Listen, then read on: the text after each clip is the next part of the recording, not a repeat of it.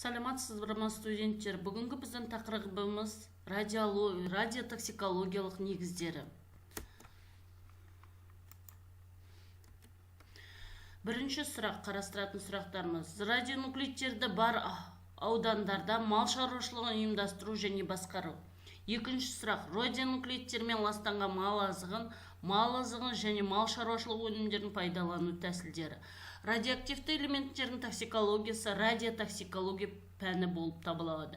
Білімнің арнайы саласы ағзаға түсу жолдарын, ондағы таралу заңдылықтарын зерттеу және тіндердің молекулалық құрылымын қосу, инкорпорация ерекшеліктерін түрлері ағзаларда, радиоактивті изотоптардың жинақталуы, депозиттелуі және оларды денеден шығару, инкорпорацияланған радиоактивті заттардың биологиялық әсерін зерттеу, изотоптардың радиоактивті заттарды резорбциялаудың алдын алу әдістері мен құралдарын әзірлеу, изотоптар мен олардың ағзадан шығарылуын жетелейді. Радионуклидтердің уыттылығы мыналарға байланысты. Бірінші, сәулелену түрі мен энергиясы, жартылай шығарылу кезеңі, құрамында радионуклид түсетін заттардың физикалық химиялық қасиеттерін, ағзаға тіндер мен органдар бойынша бөлу түрлері, ағзадан шығару жылдамдылығы, сәулеленудің түрі мен энергиясы, сәулелену энергиясының тікелей байланысы бар радиоактивті изотоптардың зиянды әсері. Ол неғұрлым үлкен болса, соғұрлым күшті болады жеңіліс. Сәулеленудің түрі негізгі сипатталардың бірі радиоактивті изотоптың уыттылығы, сәулеленудің әртүрлі түрлерінің биологиялық әсері ету дәрежесі, олардың сызықтық энергия беру.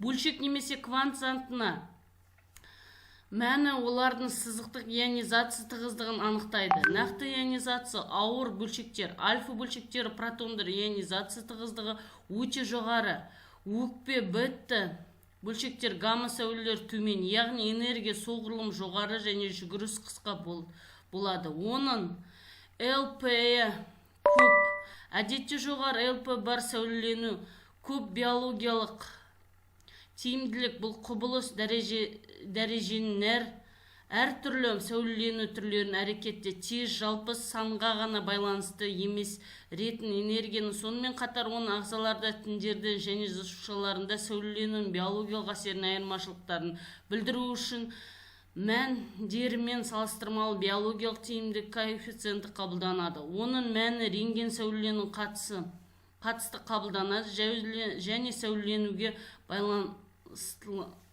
байланысты нысан мен белгі, мысалы дененің жалпы сәулелену мен нейтрондардың коэффициенті, ал гонадтардың жергілікті сәулелену 35.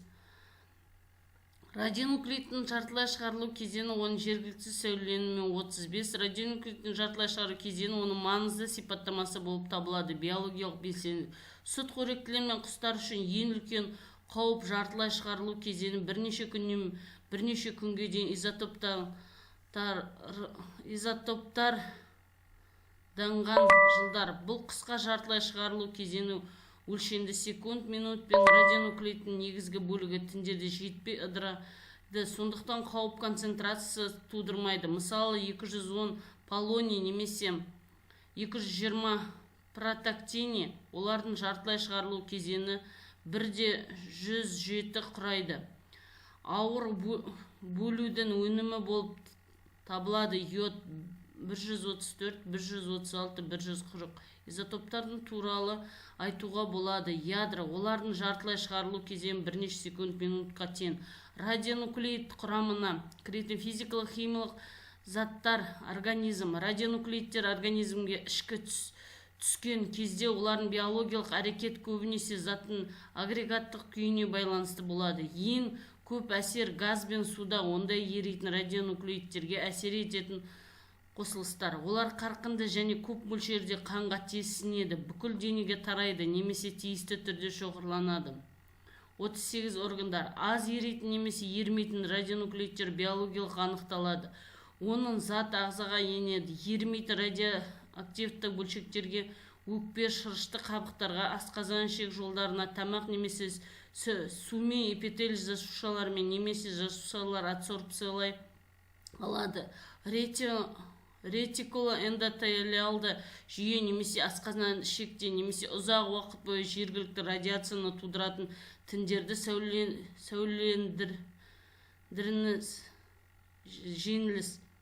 жеңіліс кезінде радионуклеидтердің биологиялық әсер ету дәрежесін не қабылдау бұл радиоактивті емес изотоптардың буылуы үлкен әсер етеді. Берілген заттары аналогтардың элементтер немесе химиялық элементі. Мысалы, элементарлықтар кальций мен стронций элементтерінің екінші тобына жатады. Радиоактивті изотоптың жоғалуын болдырмау үшін химиялық реакциялар арнайы радиоактивті емес салмақ мөлшерін қосады. Осы элементтердің қосылыстарын немесе оның химиялық аналогы бұл қоспалар қабылданады, тасымалдаушылар деп атаңыз. Бірінші жағдайда олар изотоптық деп аталады. Екінші жағдайда изотопты емес, бір мезгілде организмге радионуклеид және оның тіндерге сіңуі мен тұнбасы тура пропорционалды түскен санға қатынасы. Негізінде көрсетілген заңдылықтар ұсынылады. Қорғау әдістері радионуклеидтермен сәулемен зақымданудан жеке ағзалар. Мысалы, толық кальций бойынша рациондар стронций кальцийге жатпайтын тасымалдаушы айтарлықтай азаяды.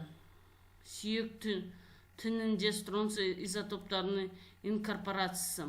Сыртқы ортаны жем-шөп өнімдерін ластану кезеңдері, судағы ядролық жарылыстар, радиоактивті өнеркәсіп, кәсіпорындардың зертханаларын және ғылыми зерттеу ережелерді бұзған жағдайда жоғары белсенділігі бар плюмбуммен жұмыс істейтін институттар осы кәсіпорында қалдықтарды көму және апаттар кезінде қалыпты жұмыстар, электр станцияларды, реакторлар халықтың сәулеленме әкелмейді. Шекті рұқсат етілген деңгейде жоғары ядролық реактордан атмосфераға авариялық радиоактивті шарындылары кезінде радионуклеид, әсіресе йод 131 ластанудың маңызды құрамдас бөлігі болып табылады. Сыртқы орта және басқа радионуклеидтермен салыстырғанда кейінгі алғашқы айларда халықты сәулелендіру қаупі қысқа өмір сүретін ядролық ыдырау өнімдерінің қоспаларында йод изотоптарымен шамамен 20% радиоактивті йод 131 химиялық белсенділігі жоғары құбылмалыққа элемент биологиялық тізбектің байланыстары арқылы қоныс аудару қабілетіне және жоғары концентрация коэффициенті ол топырақ зауыты, флора, фауна, биосфераның компоненттеріне кіреді және метаболизм биологиялық цикліне қатысады.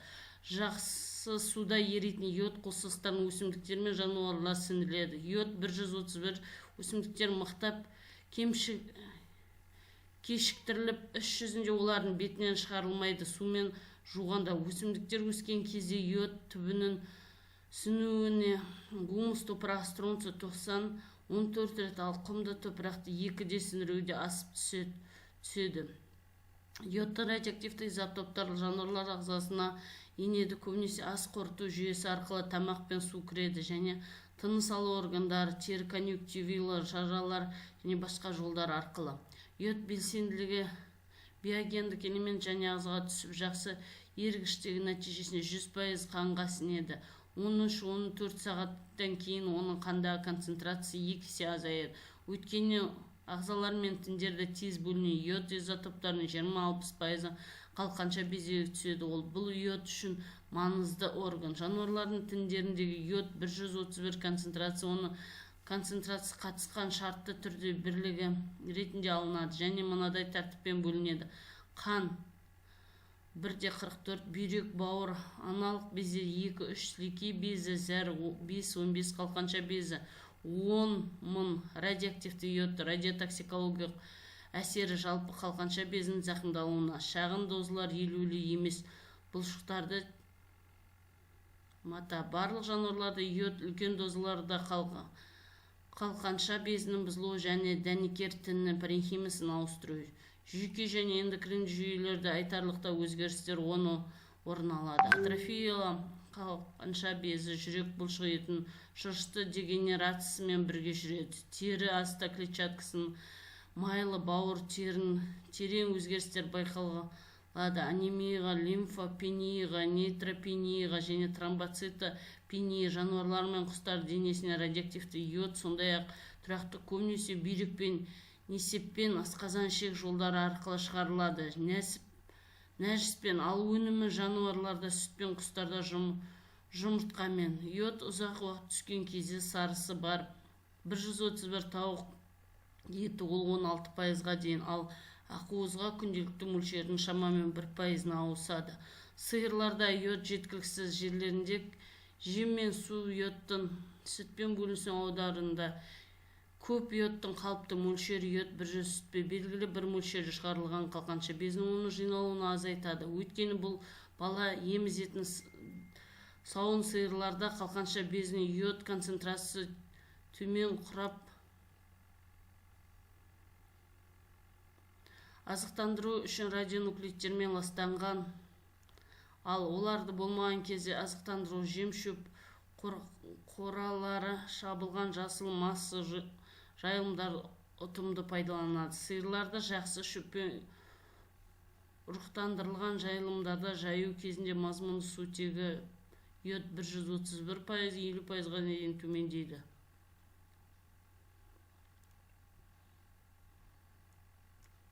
Бақылау жас бөлу өнімдерін сипаттаңыз.